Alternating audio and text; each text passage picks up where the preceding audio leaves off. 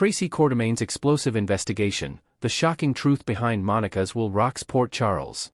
The halls of the Quartermain mansion have witnessed decades of family drama, but nothing could prepare Port Charles for the bombshell revelation that Tracy Quartermain is about to uncover. What begins as suspicion about Monica's will reading soon spirals into a devastating discovery that threatens to destroy everything the Quartermain family has believed for over 3 decades, and at the center of it all is a secret that Monica took to her grave. Tracy Quartermain has never been one to accept things at face value, especially when something doesn't feel right. From the moment Alexis Davis read Monica's will and announced that the Quartermain mansion had been left to Ronnie, Monica's supposed long-lost sister, Tracy's instincts screamed that something was deeply wrong. While the rest of the family tried to accept this shocking turn of events, Tracy refused to let it go. Her sister-in-law Monica would never have made such a decision without telling her, and the whole situation reeked of deception. Determined to uncover the truth, Tracy makes a bold decision. She's going to investigate this will herself, and she's not going to do it alone. Tracy turns to Cody Bell, the stable manager who has become an unexpected ally and friend in recent months. Cody, with his resourcefulness and loyalty to the Quartermain family, agrees to help Tracy get to the bottom of this mystery. Together, they make the decision to hire a private investigator to dig deeper into the circumstances surrounding Monica's will and Ronnie's sudden appearance in their lives. The investigation begins quietly, with Tracy and Cody working behind the scenes while the rest of the family goes about their business. The private investigator they hire starts pulling threads, looking into Ronnie's background, the timeline of Monica's declining health, and most importantly, the chain of custody of Monica's will.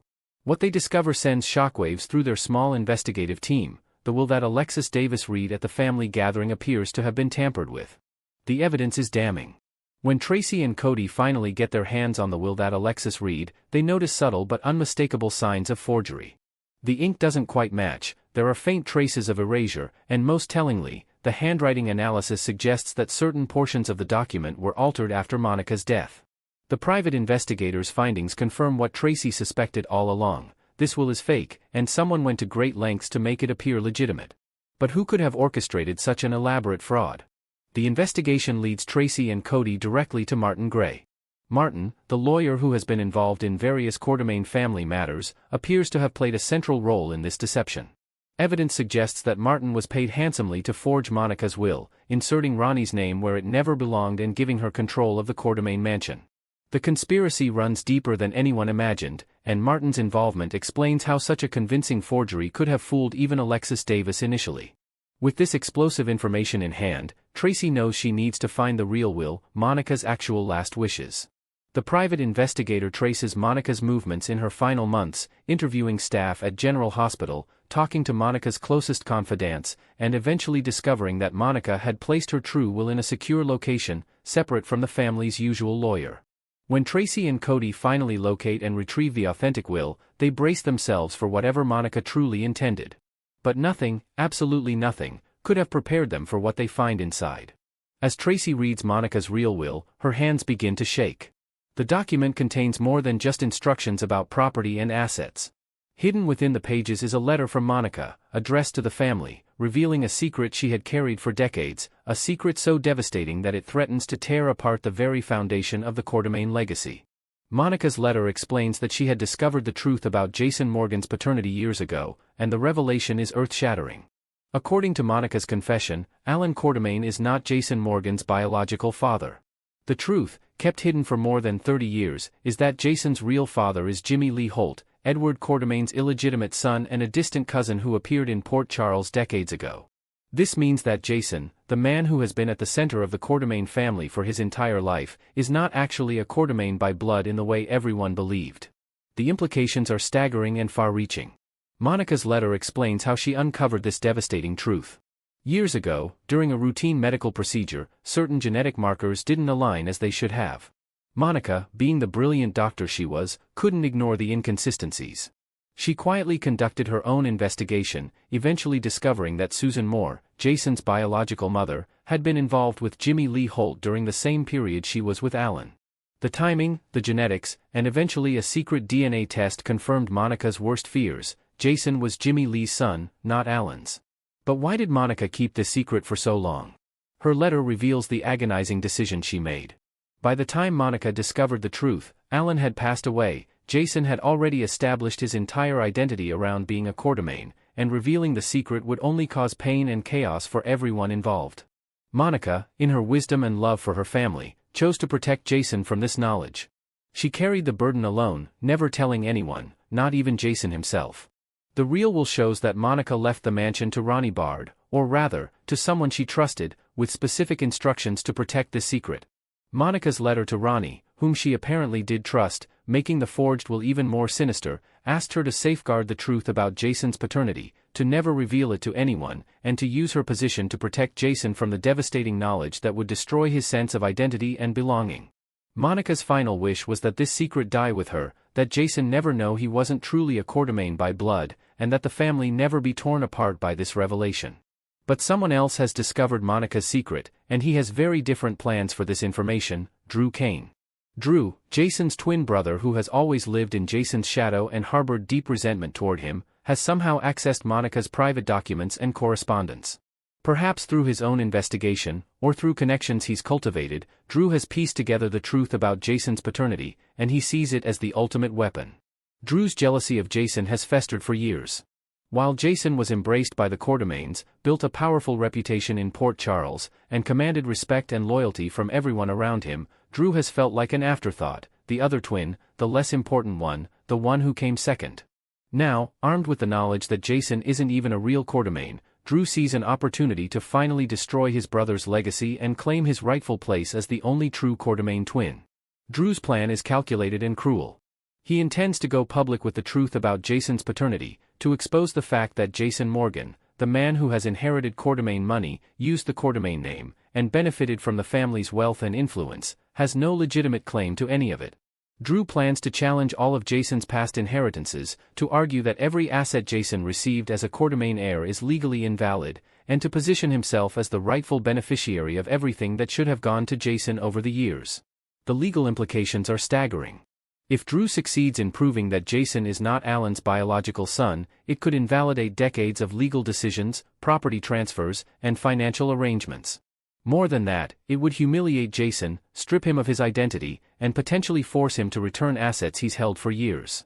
Drew sees this as justice, his chance to finally step out of Jason's shadow and become the singular, undisputed Quartermain brother. But Drew's motivations go beyond money and property. This is about validation, recognition, and revenge. Drew wants to see Jason fall from grace, to watch his brother lose everything that defines him, and to finally prove to Port Charles, and to himself, that he is superior to Jason Morgan. The revelation that Jason isn't even a real Quartermain is the perfect weapon, and Drew is prepared to detonate it without mercy. As Tracy processes all of this information, she faces an impossible dilemma. She now holds in her hands both the proof that Monica's will was forged by Martin Gray and Ronnie's conspiracy, and the devastating secret about Jason's true paternity that Monica wanted to keep hidden forever. Tracy must decide whether to expose the truth about the forged will, which would invalidate Ronnie's claim to the mansion, while also deciding what to do with the knowledge of Jason's paternity. If Tracy reveals Monica's letter and the truth about Jason's biological father, she protects the family from Ronnie and Martin's fraud, but she also gives Drew exactly what he wants: ammunition to destroy Jason. If she keeps the paternity secret hidden, she honors Monica's wishes to protect Jason, but she might not be able to fully explain why Ronnie should have inherited the mansion in the real will. Either way, Tracy knows that this secret is already in Drew's hands, and he's planning to weaponize it. The Quartermain family is about to face its biggest crisis in decades. The revelation that Martin forged Monica's will is scandalous enough, but the truth about Jason's paternity threatens to destroy relationships, invalidate legal claims, and tear apart the fabric of family loyalty that has held the Quartermains together through countless storms. Jason himself is about to have his entire identity shattered, learning that Alan wasn't his biological father, that he's been living a lie for his entire life, and that his brother Drew is preparing to use this information to destroy him. Monica's attempt to protect her family with silence has failed. The secret she carried to her grave is about to explode into the open, and there's no stopping it now. Tracy's investigation has uncovered not just one scandal, but two: a forged will and a hidden paternity that rewrites Quartermain history. Drew's vengeful plan is in motion, ready to strip Jason of everything he's ever known about himself and his place in the family. Port Charles is about to witness the Quartermain family at its most vulnerable, with secrets, lies, and betrayals coming to light in ways that will change everything. Tracy's determination to find the truth has opened Pandora's box, and now the question isn't whether these secrets will come out, it's how much damage they'll cause when they do, and whether the Quartermaine family can survive the fallout. The legacy Monica tried so hard to protect is now hanging by a thread, and Drew Kane is holding the scissors, ready to cut Jason loose from the only family he's ever known. Next, we're diving into the emotional storm that erupted in Port Charles this week, where Nina Reeves' latest decision in court might just change the course of several lives, especially her own. The courtroom drama wasn't just another legal proceeding, it was a moment of truth, sacrifice, and heartbreak that tore apart old wounds while setting the stage for explosive confrontations to come. When Nina stood up and uttered the words, "guilty," the silence that followed was deafening. Every eye in that room knew she wasn't the villain she appeared to be, at least, not entirely. She wasn't confessing because she was caught red-handed in some devious plot, she was doing what she always does, trying to save someone she loves, even if it meant destroying herself in the process. Her crime? Giving a false statement to protect her daughter, Willow Tate. The irony isn't lost on anyone, Nina's lie was born out of love, but that love keeps turning poisonous every time she tries to act on it. In that moment, Nina wasn't thinking about herself, her reputation, or even her freedom. She was thinking about Willow, the daughter she's fought so hard to have a relationship with, only to lose her time and again. When Drew Kane was found wounded and suspicions started swirling, Nina's instincts kicked in. The idea that Willow might have been responsible, even accidentally, filled her with a mother's dread. She panicked, spun a story, and tried to shield her daughter from what she believed was certain ruin. But in trying to protect Willow, she might have done the one thing that guarantees she loses her for good. As Nina took her seat after pleading guilty, she could feel the judgment radiating from Drew across the courtroom. The man she once saw as a potential ally now looked at her with open disgust. He didn't have to say much, his glare said it all. "You've lost," it screamed. And in a way, he was right. Nina had lost her daughter's trust, her moral footing, and perhaps the fragile sense of redemption she'd been clinging to ever since the truth about Willow's parentage came out. But what cut even deeper was the realization that Drew might be the one person Willow turns to in the aftermath. How's that for cruel irony? For months, Nina worked tirelessly to pry her daughter away from Drew, to open Willow's eyes to what she saw as his self-serving ambition. She whispered, she argued, she even begged her daughter to see through him. But Willow, in her quiet, stubborn way, refused to hear it. She chose to see the best in Drew, even when that best came wrapped in shades of gray. Now, as Nina's world collapses, Drew stands ready to pick up the pieces, not out of compassion, but out of a sense of control. He's no saint, his brand of righteousness often comes with strings attached. He thrives when others owe him something, and right now, Willow's gratitude and confusion might make her the perfect pawn in his long game. Drew's ability to wear the mask of the hero while manipulating those around him has always made him dangerous, and Nina knows it. That's why she fought so hard to keep her daughter away from him in the first place. Meanwhile, Michael Corinthos has re-entered Willow's orbit, a twist that no one saw coming. Their history is long, tangled, and full of resentment, but last week's encounter at Elizabeth Baldwin's house hinted at something different. When Willow found Michael waiting for her, she braced for confrontation. Instead, she heard something she hadn't expected: kindness. His offer to let her see their kids struck a nerve. For a brief second, she saw the man she used to love, the father of her children, and a glimmer of the family she's been aching to reconnect with. But make no mistake, Michael always plays a long game. His timing, his tone, even his sympathy are calculated. He knows that the fastest way to get Willow on his side is to appeal to her heart. And now, with Drew facing increasing scrutiny and Nina's name dragged through the mud, Michael might have the perfect opportunity to manipulate the situation. If he can convince Willow that Drew's influence is toxic, or even that Drew's fall is necessary to protect her children, she might just help him take the congressman down. And that's where things get really interesting. Willow is fragile right now, walking a tightrope between guilt, loyalty, and heartbreak. Her mother's guilty plea has shattered whatever illusion of peace she was clinging to.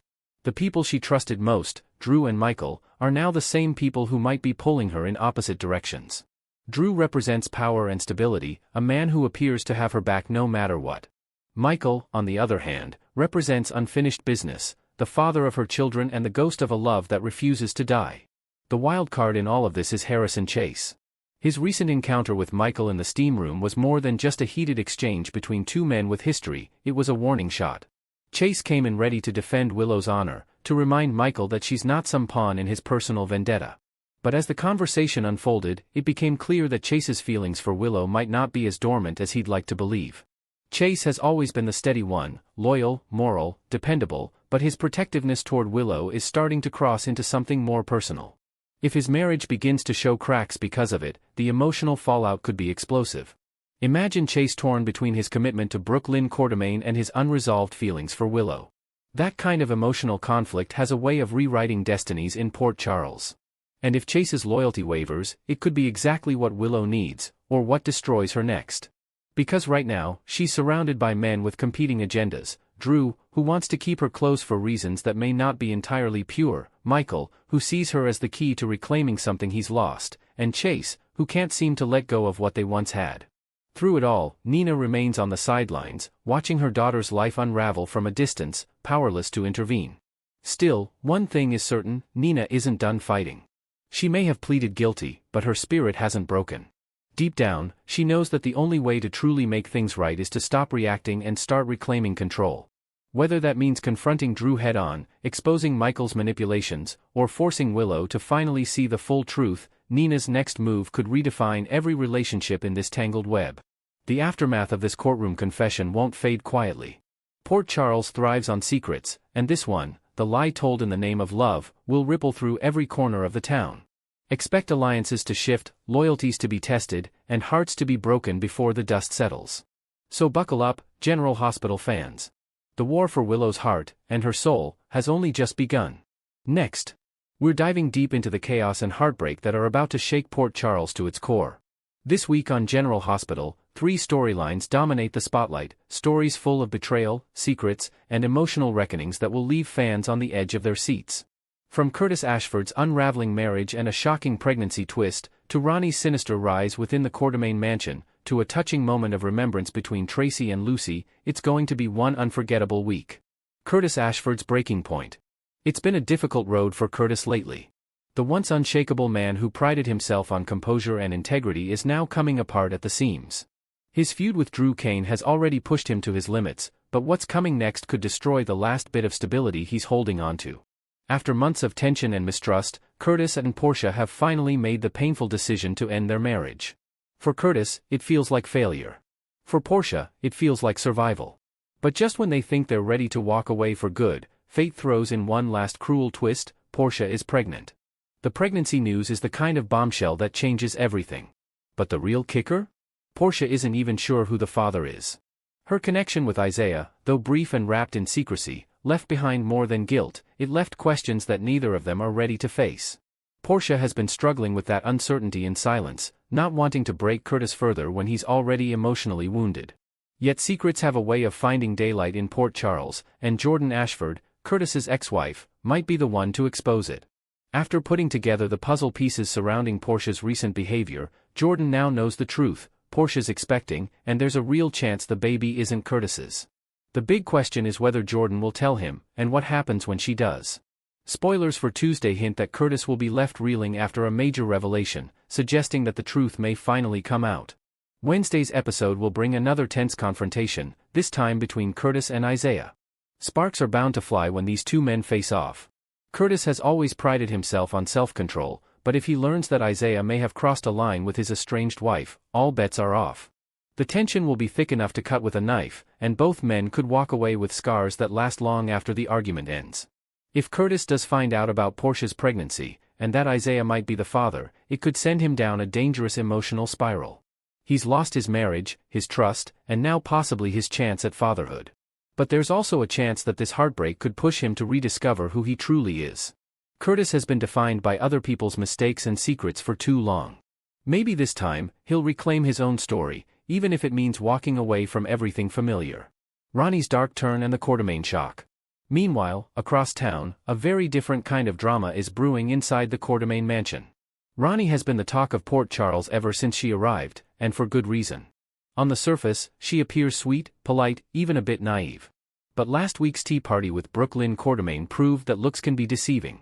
When Ronnie turned on Tracy Quartermain, kicking her out of her own family home, the entire household was left in shock. It was a bold, almost ruthless move, and now it's clear Ronnie isn't just another charming newcomer. She's got an agenda, and it's starting to show. Fans have been speculating for months about who Ronnie really is and what she's hiding. Some believe she's secretly working with Martin Gray, perhaps as part of a larger scheme to take down the Quartermaines from within. Others have an even wilder theory, that she's not Ronnie at all, but a new alter of One Life to Live's iconic Vicky Lord, crossing over into Port Charles under mysterious circumstances. Whatever the truth may be, this week promises answers, or at least, new questions that will send fans into a frenzy. On Wednesday, Ronnie is expected to make an announcement that stuns the entire Quartermaine clan. Tracy, Brooklyn, Ned, and Olivia will all be in attendance when Ronnie drops her bombshell, and whatever she says will change the balance of power in that house for good. Could Ronnie be revealing her true identity? Is she claiming ownership over part of the Quartermaine estate? Or is her agenda something even darker, perhaps connected to the long-lost secrets of ELQ itself? Knowing General Hospital, it won't be something simple. The Quartermaines have never been strangers to betrayal, but this time, it feels personal. Tracy, for one, won't take the humiliation lying down. Even though she's been ousted from the mansion, the legendary Quartermaine matriarch is far from defeated. If Ronnie thinks she's claimed victory, she may want to think again. Tracy has spent a lifetime outsmarting people who underestimated her, and Ronnie just made herself the newest name on that list. Expect fireworks as Tracy plots her next move, because when she strikes back, she never misses. Tracy and Lucy, a bittersweet reunion. By the end of the week, viewers can expect a softer, more nostalgic tone as General Hospital closes out the chaos with a touching moment between two women who have seen and survived it all, Tracy Quartermaine and Lucy Coe. These two have spent decades circling each other with equal parts disdain and respect, but this week, they'll share a rare, emotional truce. After moving out of the Quartermaine estate and relocating to Lulu Spencer's house, Tracy has been packing up reminders of her past, and that includes everything that once belonged to Alan Quartermaine.